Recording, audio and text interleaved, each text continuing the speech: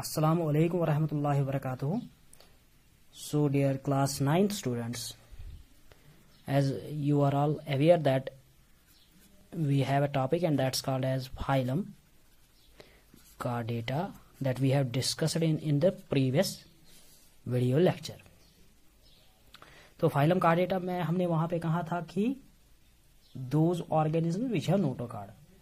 तो फिर हमने कहा था on the basis of fate of notochord ये फाइलम कार्डेटा जो है इनको हमने डिवाइड करना था.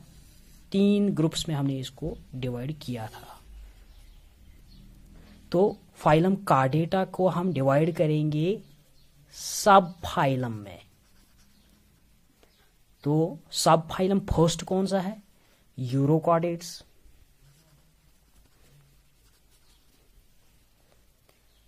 सब फाइलम आप सेकंड कौन सा है? सिफेलोकॉर्डेट्स. और सब फाइलम थर्ड की अगर हम बात करेंगे दैट्स कॉल्ड एज वर्टेब्रेटा. फिर से मैं कहूंगा फाइलम कार्डेटा को हम डिवाइड करेंगे कितने सब फाइलम में? 3 सब फाइलम में, यूरोकॉर्डेट्स, सिफेलोकॉर्डेट्स एंड वर्टेब्रेटा. तो इन 2 के बारे में हमने डिस्कस किया था. तो आज हम डिस्कस करेंगे वर्टेब्रेटा के बारे में. तो vertebrates are those whose notochord, मैं फिर से कह रहा हूं, जिनका नोटोकार्ड चेंज होगा वर्टेब्रल कॉलम में. और ये वर्टेब्रेट्स जो होते हैं, वर्टेब्रेट्स को हम डिवाइड करेंगे 5 क्लासेस में डिपेंडिंग अपॉन डिफरेंट कैरेक्टरिस्टिक्स. असल में हमने पहले एग्नाथोस्टोमा हमने डिस्कस करना था, लेकिन आज हम वो डिस्कस नहीं करेंगे, तो ये ज्यादा लंबा टॉपिक होता है फिर. तो वर्टेब्रेटा जो है उनको अब 5 क्लासेस में हम डिवाइड करेंगे. तो वर्टेब्रेटा को हम कितनी क्लासेस में डिवाइड करेंगे? 5 क्लासेस में हम उनको डिवाइड करेंगे. फर्स्ट यहां पे मैं फर्स्ट क्लास जो होगा that is Pisces. Class Pisces that is fishes. तो इसके बाद इसके कैरेक्टर्स हमने पढ़ने हैं. दूसरा अगर हम वर्टेब्रेट्स के बारे में देखेंगे, एम्फीबिया.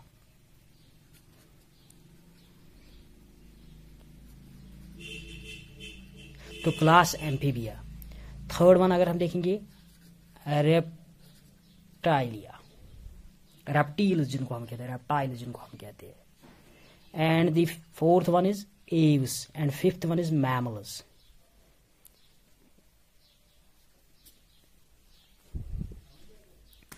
तो मैं फिर से कह रहा हूं, फाइलम कॉर्डेटा को हमने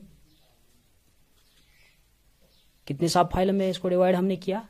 3 में, यूरोकॉर्डेट्स, सिफेलोकॉर्डेट्स एंड वर्टेब्रेटा. तो वर्टेब्रेटा को हमने और 5 क्लास में यहां पे डिवाइड किया. Class Pisces, class amphibians, class reptilia, amphibia, reptilia, aves and mammals. तो मैमल्स को बाद में हम डिवाइड और करेंगे, लेकिन वो हम बाद में उनको डिवाइड करेंगे. तो वर्टेब्रेटा में जो फर्स्ट क्लास हमारा है जिसको हमने पढ़ना है दैट इज पाइसेस. तो आज का जो हमारा टॉपिक होगा that is characteristics of Pisces. हम पाइसेस के बारे में जो कि क्लास है वर्टेब्रेटा का और उनके कैरेक्टरिस्टिक फीचर्स के बारे में हम पढ़ेंगे. That's our today's topic. तो फर्स्ट हमारा इसका फर्स्ट कैरेक्टरिस्टिक फीचर जो होगा दैट इज जितने भी एनिमल्स क्लास पाइसेस में आते हैं उनको हम फिशेस कहते हैं. The animals belonging to class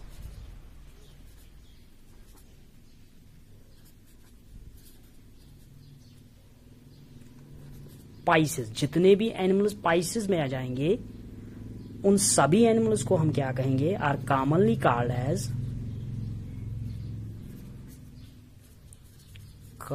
as fishes. तो जितने भी यहां पे एनिमल्स होंगे पाइसेस क्लास में, उन सभी एनिमल्स को हम क्या कहेंगे? यहां पे फिशेस. उन सभी एनिमल्स को हम फिशेस कहेंगे. So this is the first characteristic feature. तो अब फर्स्ट कैरेक्टरिस्टिक फीचर हमारा क्या है कि जितने भी इंडिविजुअल ऑर्गेनिज्म्स प्रेजेंट होंगे किसमें प्रेजेंट होंगे? क्लास पाइसेस में। उन सभी इंडिविजुअल ऑर्गेनिजम्स को हम फिशेस कहेंगे। This is the first characteristic feature. Second characteristic feature की अगर हम बात करेंगे, अगर हम स्टडी करेंगे फिशेस को, तो study of fishes is called as ichthyology. तो इसी तरीके से अगर हम यहां पे देखेंगे, ये आप दूसरा ऐसे ही याद रखिएगा कि study of fishes called ichthyology. तो जब भी हम फिशेस को स्टडी करेंगे, and that is called as ichthyology, और study of fishes is called as ichthyology. This is the second feature. Now third one, अगर हम बात यहां पे करेंगे हैबिटेट की, अगर हम बात करेंगे हैबिटेट, अगर हम इनका देखेंगे, दे आर एक्सक्लूसिवली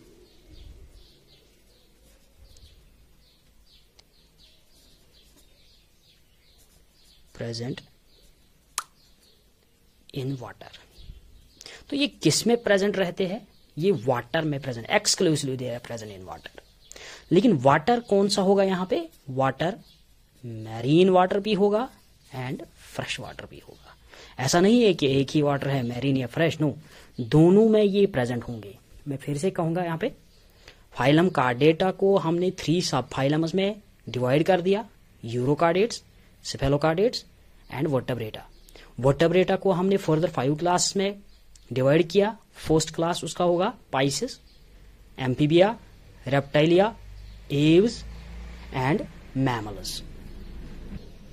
तो अब हम कैरेक्टरिस्टिक फीचर्स पढ़ने जा रहे हैं पाइसेस के।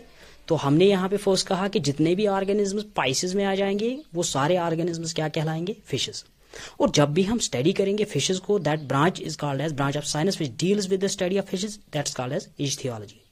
अगर हम हैबिटेट की बात इनकी करेंगे, तो ये एक्सक्लूसिवली कहाँ पे प्रेजेंट होते हैं? ये वाटर में प्रेजेंट होते हैं। Water includes both here fresh water as well as marine water.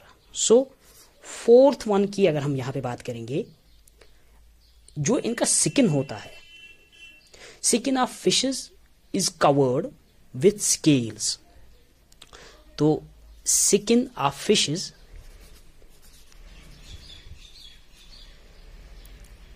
is covered with scales.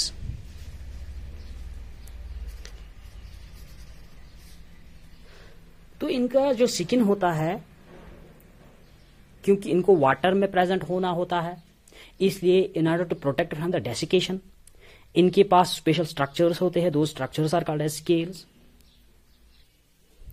तो इनकी बॉडी जो है,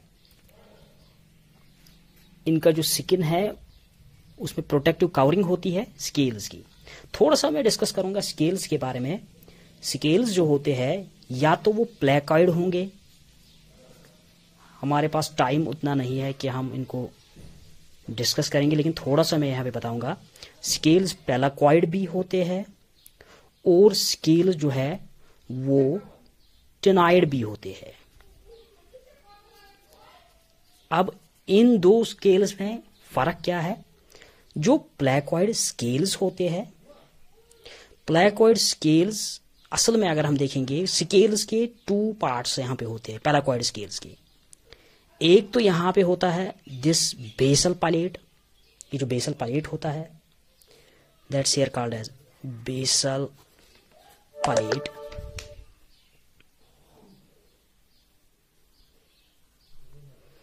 तो बेसल पैलेट के साथ साथ यहां पे ट्राइडेंट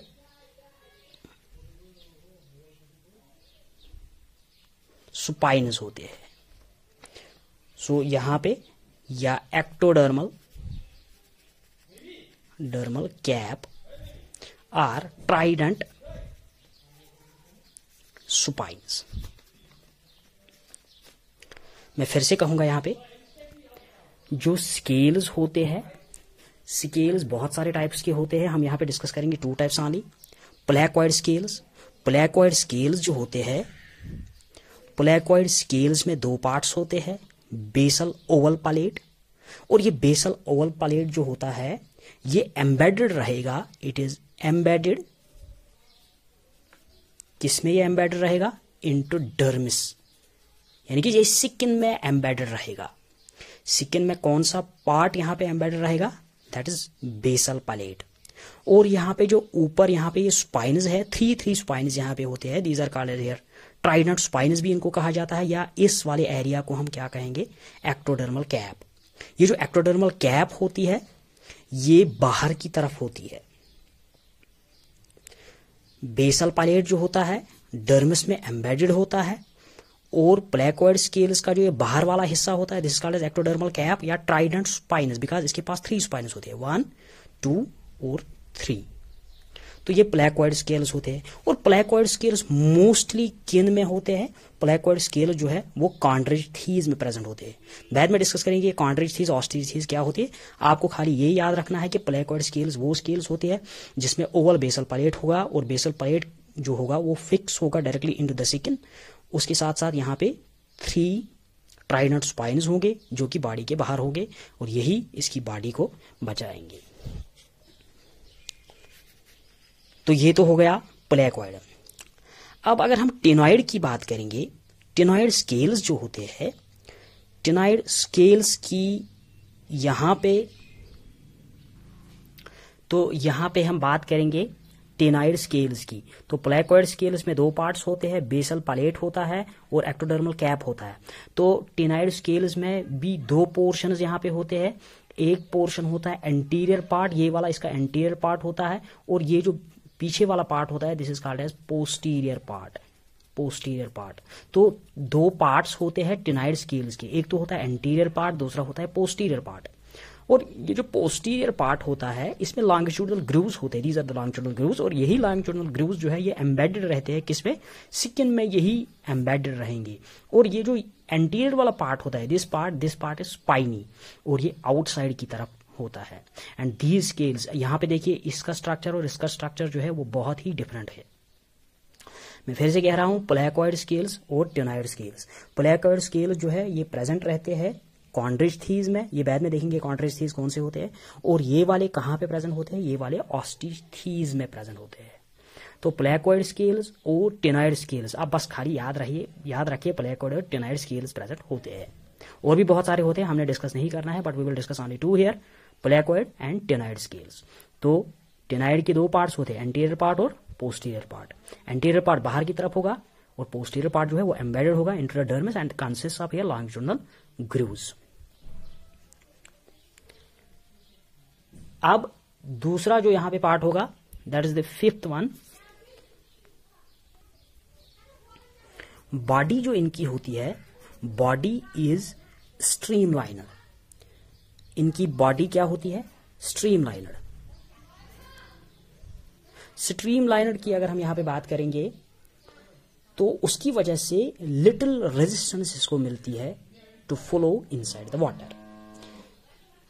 अब ये जो स्ट्रीमलाइनर अगर हम देखेंगे that is spindle shaped, simply अगर हम ये कहेंगे सुपिंडल शेप्ड में क्या होता है, आगे का पार्ट जो है वो नैरो होता है, पीछे का पार्ट भी नैरो होता है, लेकिन जो बीच वाला पार्ट होता है वो वाइडर होता है। उसकी वजह से क्या होगा, जब एक मछली जो है जब वो वाटर में चलेगी ये स्ट्रीमलाइन बॉडी लेकर के, इस स्ट्रीमलाइन बॉडी की वजह से बहुत ही कम रेजिस्टेंस होगी जब ये फिश जो है वाटर में चलेगी, बिकॉज जो यहां पे जो हिस्सा होगा इस तरीके से यहां पे हम देखेंगे दीज आर स्पिंडल शेप या स्ट्रीमलाइन भी हम इनको कहेंगे, जस्ट लाइक दिस।